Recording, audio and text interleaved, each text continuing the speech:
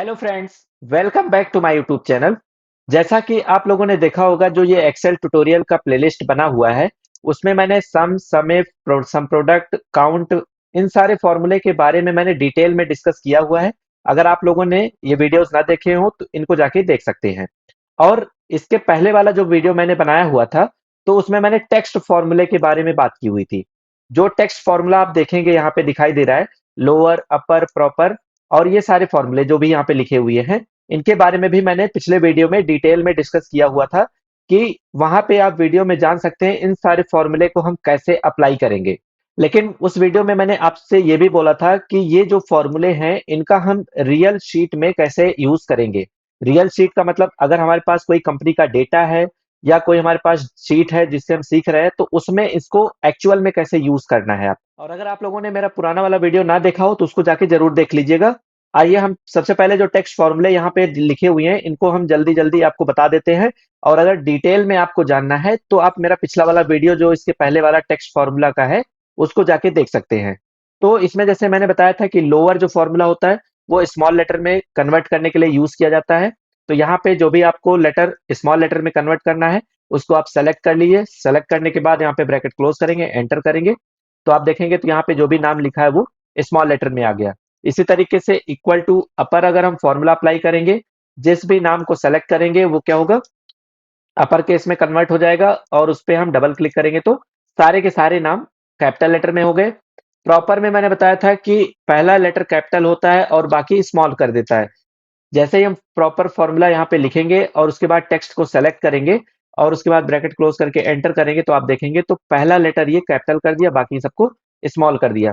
इसी तरीके से ट्रिम अगला फंक्शन बताया था। तो ट्रिम हम लोग तब यूज करते हैं जब हमको लगता है कि हमारे टेक्स्ट में एक्स्ट्रा स्पेसेस है। तो एक्स्ट्रा स्पेस को रिमूव करने के लिए यहाँ पे क्या करेंगे, ट्रिम फॉर्मूला अप्लाई करेंगे और यहाँ पे डबल क्लिक कर देंगे, तो इस तरीके से एक्स्ट्रा स्पेस जो भी होंगे वो रिमूव हो जाएंगे। अब यहाँ पे अगला जो फॉर्मूला है फाइंड। फाइंड में मैंने बताया था कि जिस टेक्स्ट के अंदर किसी लेटर को फाइंड करना होता है, तो हम उसके लिए फाइंड फॉर्मूला यूज करते हैं। और यहाँ पे फाइंड करने के लिए जैसे हमने टेक्स्ट को सेलेक्ट किया कि यहाँ पे किस टेक्स्ट को फाइंड करना है, तो जैसे अगर मान लीजिए हमको फाइंड करना है जे को, कि यहाँ पे जे कहाँ लिखा हुआ है और किस टेक्स्ट के अंदर ढूंढना है, तो इसको मैंने सेलेक्ट कर लिया। स्टार्ट नम मतलब कहाँ से स्टार्ट होना चाहिए ढूंढना, तो यहाँ पे 1 लिख दिया और उसके बाद एंटर कर देंगे। तो यहाँ पे देखेंगे तो रजनीश का जो जे है वो हमारा तीसरे लेटर पे आ रहा है, तो 1 2 3, तो यहाँ पे 3 लिख के आ रहा है। इस तरीके से अगर डबल क्लिक कर देंगे तो जिसमें जे नहीं मिलेगा उसमें यहाँ पे हैज लिख के आ रहा है या वैल्यू एरर लिख के आ रहा है, और जिसमें मिल जाएगा उसमें यहाँ पे उसका नंबर लिख के आ रहा है। इसके बारे में मैंने पिछले वीडियो में बताया हुआ है, डिटेल में बताया हुआ है, तो उसको जाके अगर आप देख लेंगे तो यहाँ पे चीजें और अच्छे से समझ में आएंगी। ठीक है। उसके बाद यहाँ पे जो लेफ्ट फॉर्मूला होता है, तो उसके लिए मैंने बताया था कि इक्वल टू जब लेफ्ट अप्लाई करते हैं, तो जैसे इस वाले लेटर का हमको लेफ्ट से 4 कैरेक्टर चाहिए, तो यहाँ पे इसके लिए हम क्या करेंगे, एंटर करेंगे तो देखेंगे आप, तो लेफ्ट से 4 कैरेक्टर आ गया है। ऐसे ही राइट से अगर चाहिए होगा तो राइट पे यहाँ पे हम फॉर्मूला अप्लाई करेंगे और टेक्स्ट को सेलेक्ट किया और वहां पे कॉमा लगा के मैंने दे दिया कि 3 लेटर चाहिए राइट के। तो यहाँ पे देखेंगे तो 3 लेटर राइट का आ जाएगा। इस तरीके से डबल क्लिक करेंगे तो देखेंगे सब में यहाँ पे 3 लेटर्स आ गए। किसी में 2 आ रहा है क्योंकि वहां पे एक्स्ट्रा स्पेस लास्ट में जुड़ा होगा, इसलिए यहाँ पे 2 कैरेक्टर आ रहा है। जैसे यहाँ पे देखेंगे जब डबल क्लिक करेंगे तो आप देखेंगे तो एक यहाँ पे स्पेस आ रहा है, तो स्पेस जब आएगा तो उसको भी वो काउंट करके यहाँ पे 3 लेटर निकाल के दे रहा है। ठीक है। रिपीट के लिए मैंने बताया था कि जैसे यहाँ पे इक्वल टू REPT लिखेंगे तो ये रिपीट करता है टेक्स्ट को। तो जैसे यहाँ पे मैंने सेलेक्ट किया इसको और यहाँ पे कॉमा लगा के लिख देंगे 2, तो जो भी यहाँ पे सेल में जो वैल्यू दी गई है उसको 2 टाइम्स रिपीट कर देगा। और यहाँ पे डबल क्लिक करेंगे तो हर एक लेटर आप देखेंगे डबल डबल टाइम्स यहाँ पे आ रहा है। ठीक है। या जितनी बार भी आप रिपीट करना चाहते हैं तो उसको यहाँ पे रिपीट करने के लिए डाल सकते हैं। अगर आप लोगों ने ये मेरा वीडियो देखा होगा तो आप इसको सीधा का सीधा स्किप कर सकते हैं। तो जो मैं फॉर्मूला बता रहा हूँ, ये जो नए यूजर्स हैं उनके लिए मैं बता रहा हूँ। अगला जो फॉर्मूला है वो है हमारा कॉनकैट। तो यहाँ पे लिखेंगे इक्वल टू कॉनकैट। कॉनकैट का काम क्या होता है कि ये जो 2 टेक्स्ट होते हैं या 2 से ज्यादा जो टेक्स्ट होते हैं तो उनको एक में ज्वाइन कर देता है। जैसे यहाँ पे देखेंगे तो इधर लिखा हुआ है नाम, कॉमा लगाए, उसके बाद यहाँ पे अगला जो इसका प्रॉपर में दिया गया है तो उसको हम सेलेक्ट कर लेंगे। तो इस तरीके से ब्रैकेट क्लोज करेंगे तो यहाँ पे देखेंगे दोनों के दोनों नाम एक ही सेल में जुड़ गए। तो इस तरीके से जब जोड़ना होता है तब हम कॉनकैट यूज करते हैं। और उसके बाद एलियन लेंथ पता करना होता है तो एलियन फंक्शन यूज करते हैं और वहां पे उसको सेलेक्ट कर लेंगे जिसकी लेंथ हमको चाहिए होगी। एंटर करेंगे तो देखेंगे तो आप यहाँ पे 4 लिख के आ रहा है, डबल क्लिक करेंगे तो जिसमें भी 4 लेटर का होगा 4 आएगा, या कोई और लेटर का होगा तो उतने लेटर का लिख के आएगा, ठीक है। कोड हमारे लिए यूज का है नहीं तो इसको मैं एक्सप्लेन नहीं कर रहा हूँ, ठीक है। अगर आप लोगों को जानना होगा तो पिछला वीडियो जाके देख सकते हैं। अब आते हैं हम लोग जो रियल एग्जाम्पल है, रियल लाइफ में कैसे यूज करना है इन सारे फॉर्मूले को। अब यहाँ से हम स्टार्ट करते हैं। तो जैसे देखेंगे तो आप यहाँ पे प्रैक्टिकल एक शीट बनी हुई है। तो इस प्रैक्टिकल शीट पे मैंने यहाँ पे एक डेटा बना रखा हुआ है। तो इस डेटा में कैसे चीजों को अप्लाई करना है आइए हम बताते हैं आपको। और इससे पहले आप लोगों को एक चीज बताना जरूरी है कि यहाँ पे देखेंगे तो मेरा ये यूट्यूब चैनल है और इस यूट्यूब चैनल पे मैंने प्लेलिस्ट पूरी की पूरी बना के अपलोड कर रखी हुई है कि यहाँ पे एक एक चीजों को आप सीख सकते हैं। तो यहाँ पे जो लास्ट वीडियो दिखाई दे रहा है तो इसमें मैंने टेक्स्ट फॉर्मूले को डिटेल में बताया हुआ है, तो इसको जाके देख लीजिएगा। और दूसरी चीज यहाँ पे आप देखेंगे तो मेरा ये टेलीग्राम चैनल है और इसमें मैंने आज ही यहाँ पे एक लाइव एमआईएस की शीट भेजी हुई है, जो कि ये शीट हमने पूरी की पूरी आपको यहाँ पे दे दी हुई है। तो इसमें जो भी फॉर्मूला मैंने बता रखा है तो इनको आप जाके वहां पे प्रैक्टिकली अप्लाई करके देखिए, क्योंकि जब तक आप डेटा अप्लाई नहीं करेंगे तब तक वहां पे चीजें समझ में नहीं आएंगी। तो इन सारे शीट पे आप फॉर्मूला अप्लाई करके देखते जाइए, प्रैक्टिकल करते जाइए कि वहां पे कैसे कैसे हमने फॉर्मूला बताया हुआ है और कैसे आप वहां पे निकाल रहे हैं। कोई भी प्रॉब्लम होती है तो मेरा व्हाट्सएप नंबर चैनल के डिस्क्रिप्शन में दिया गया है, वहां पे आप जाके मेरे आपकी जो भी प्रॉब्लम होती है उसको आप पूछ सकते हैं, ठीक है। अब इतनी सारी चीजें मैं आपके लिए कर सकता हूं तो आप मेरे लिए एक लाइक तो कर ही सकते हैं, नए हैं तो चैनल को सब्सक्राइब भी कर लीजिए। तो आइए हम लोग आगे यहाँ पे आगे कंटिन्यू करते हैं। जैसे यहाँ पे देखिए, जैसे हमारे पास होता क्या है, कभी कभी जो शीट मिलती है तो शीट में सारे के सारे नाम अलग अलग कॉलम में दिए होते हैं। तो अलग अलग कॉलम में जब नाम दिए होते हैं तो उनको हमको एक में ज्वाइन करना होता है।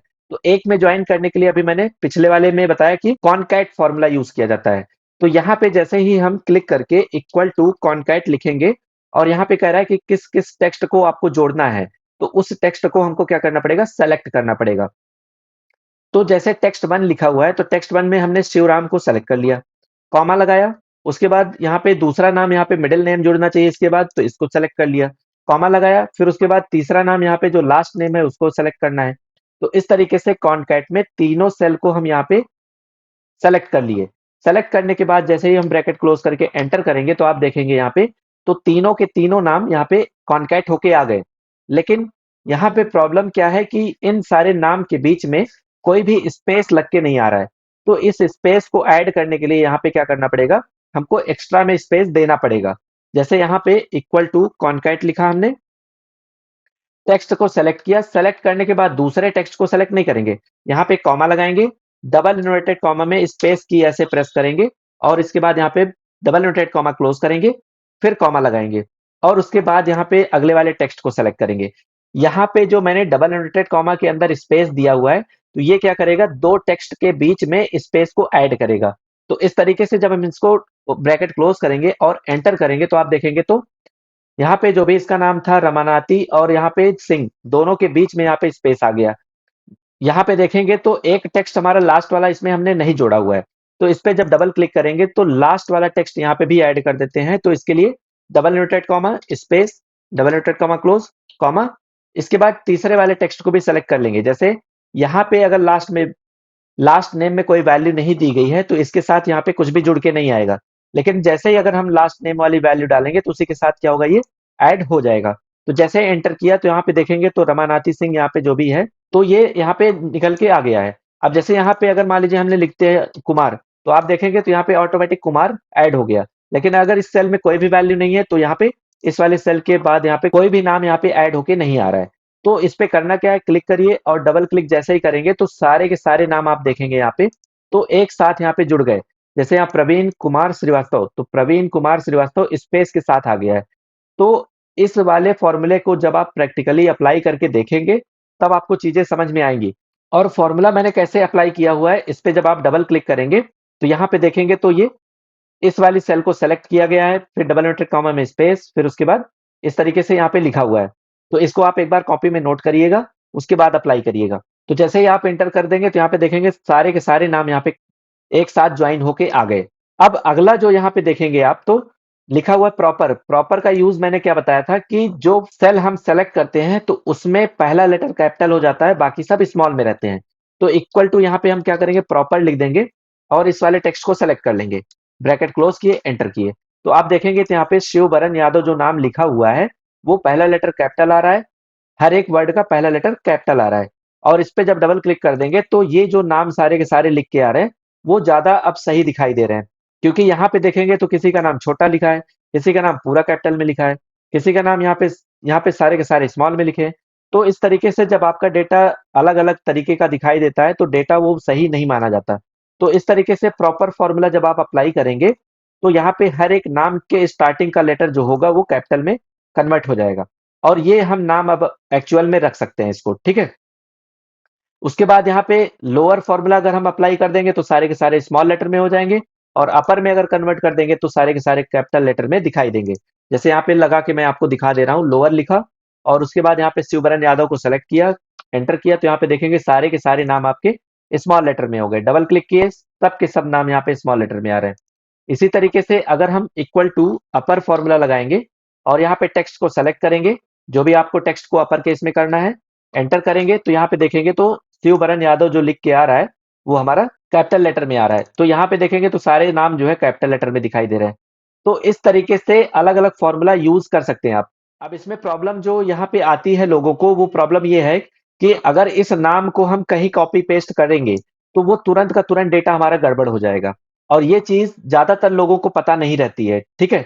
तो जैसे यहाँ पे जो नाम लिखा है, जैसे यहाँ पे मैं पूरा का पूरा सेलेक्ट कर लेता हूँ इतना नाम और इतना नाम सेलेक्ट करने के बाद कॉपी कर लिया। कंट्रोल सी जैसे ही प्रेस करेंगे तो यहाँ पे क्या हो जाएगा? कॉपी हो जाएगा। और जैसे ही इधर लाके हम यहाँ पे पेस्ट करेंगे, जैसे यहाँ पे अगर इस सेल में हम ले आके पेस्ट करते हैं, तो आप देखेंगे तो सारे के सारे नाम यहाँ पे कुछ भी नहीं आ रहे लिख के। अब क्यों नहीं लिख के आ रहा है?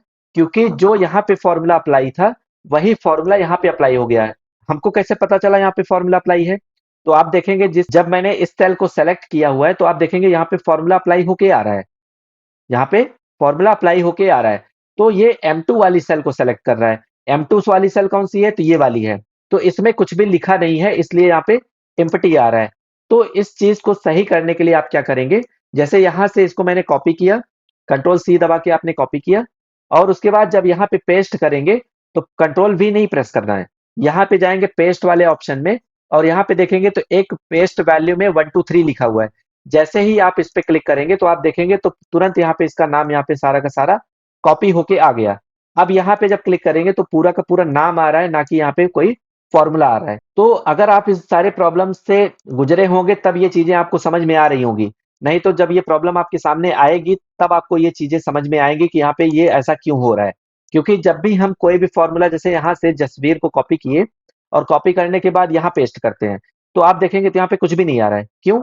क्योंकि यहाँ से जब फ़ॉर्मूला कॉपी हुआ तो यहाँ जाके फ़ॉर्मूला पेस्ट हो गया है ना? अब यहाँ पे जाके अगर हम पेस्ट करेंगे और पेस्ट वैल्यू में तो देखेंगे आप तो तब जाके जसवीर यहाँ पे दिखाई दे रहा है। इसके पहले यहाँ पे जसवीर लिख के नहीं आ रहा था, क्यों? क्योंकि यहाँ पे ये कॉपी जब मैंने किया तो यहाँ से फ़ॉर्मूला कॉपी हुआ और यहाँ पे जाके फ़ॉर्मूला ही पेस्ट हुआ है।